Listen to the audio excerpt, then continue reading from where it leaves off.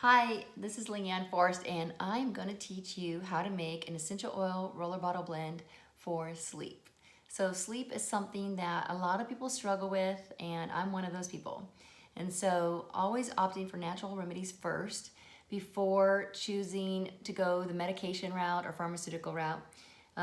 Natural remedies such as plant-based, essential oils, are great because they get to the root cause. They are small enough molecularly that they can enter into the cell membrane and address the health issue. And so today we're going to make an essential oil roller bottle blend using first lavender.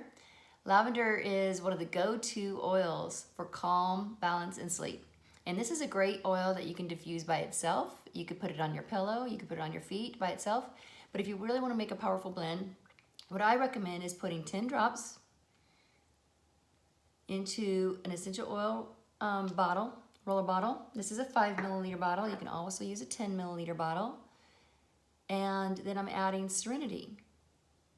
I'm using 10 drops of Serenity blend, which is also, it's actually a blend of many essential oils that are used for sleep.